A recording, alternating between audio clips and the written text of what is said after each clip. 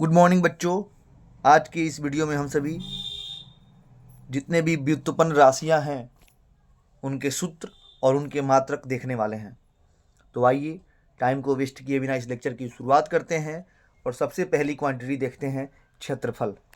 तो क्षेत्रफल का सूत्र होता है बच्चों लंबाई गुणे चौड़ाई, लंबाई गुणे चौड़ाई, और इसका एसआई मात्रक होता है मीटर स्क्वायर।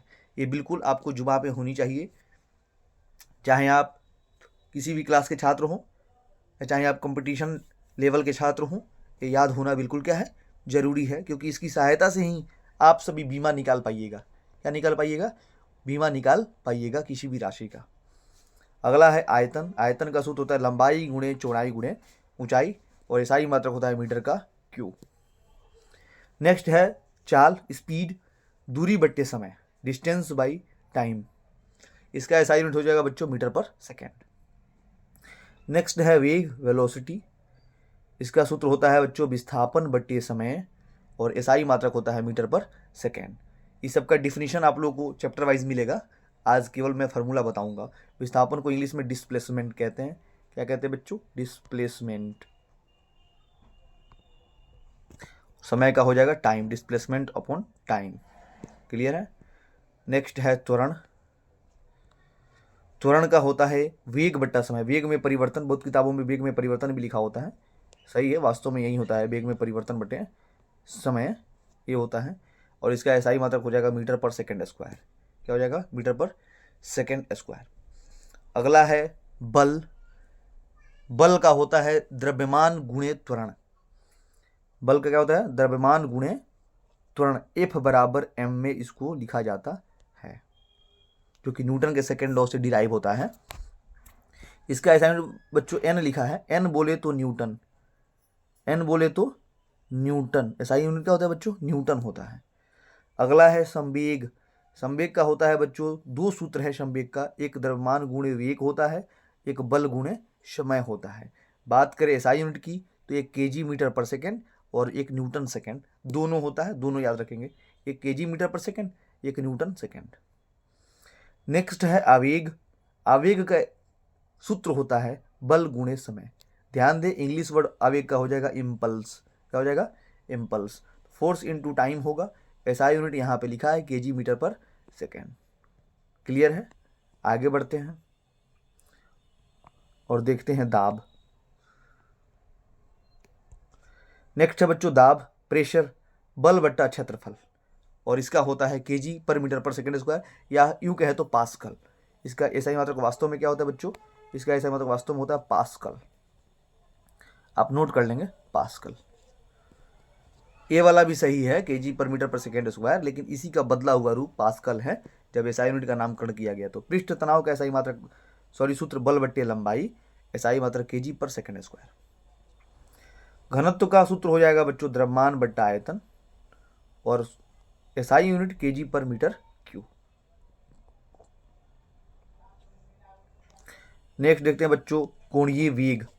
कोणीय वेग का होता है रेखीय वेग अपॉन त्रिज्या। कोणीय वेग अक्सर सर्कुलर पाथ में होता है। जब कोई वस्तु सर्कुलर पाथ में चलती है तब वो कोणीय वेग ट्रेवल करती है, और ये जो होता है ये कितना होता है? रेखीय वेग बटा त्रिज्या के बराबर होता है। रेखीय वेग बटा त्रिज्या के बराबर होता है, और इसका ऐसा मात्रक पर सेकेंड होता है। क्या होता है बच्चों? पर सेकेंड। पर इसको प्रति सेकेंड कहते हैं। क्या कहते हैं? प्रति सेकेंड कहते हैं।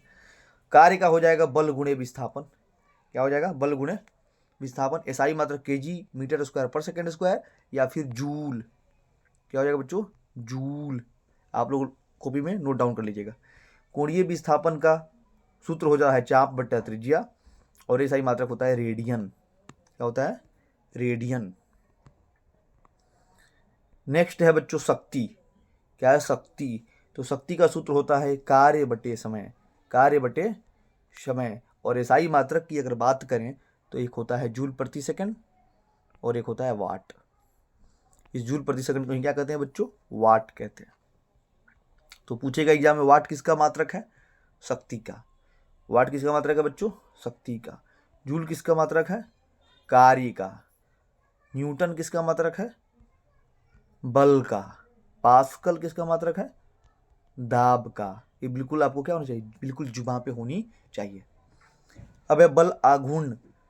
तो बल गुणे घूर्णन अक्ष से लंबवत दूरी, यानी बल गुणे दूरी होता है और एसआई मात्रक होता है न्यूटन मीटर। क्या होता है? Newton metre. अब है गुरुत्वाकर्षण नियतांक। तो देखिए गुरुत्वाकर्षण नियतांक ए वाला फॉर्मूला होता है F बराबर G m1 into m2 upon R square. यहीं से जी का फार्मूला निकाला जाता है। जी इज इक्वल टू हो जाएगा आर इधर आ जाएगा तो एफ आर स्क्वायर अपॉन में आ जाएगा m1 इंटू m2। यह क्या है? फार्मूला है। इसी फार्मूले का यूज किया गया। देखिए यहाँ पे फार्मूला को लिखा भी होगा, बल गुणे दूरी का वर्ग F into R square upon m into m2 यानी द्रव्यमान का गुणनफल। मतलब कि इस फार्मूले को मैं फिर से लिखता हूँ, जी बराबर क्या हो जाएगा बच्चों? जी बराबर F into R square upon m1 into m2। इसी चीज़ को लैंग्वेज में लिखा है, बल गुणे दूरी का वर्ग और बटा द्रव्यमान का गुणनफल। m1 इंटू m2 क्या है? द्रव्यमान का गुणनफल है। तो आप लैंग्वेज फॉर्म में भी लिख लें इसको और सिंबल फॉर्म में भी लिख लें। सिंबल फॉर्म फिर मैं लिख देता हूँ, G is equal to F R square upon m1 into m2। ये सिंबॉलिक फॉर्म है, इसको भी लिख लें। न्यूटन का लॉ है। एसआई मात्रक ये होता है न्यूटन मीटर स्क्वायर प्रति केजी स्क्वायर।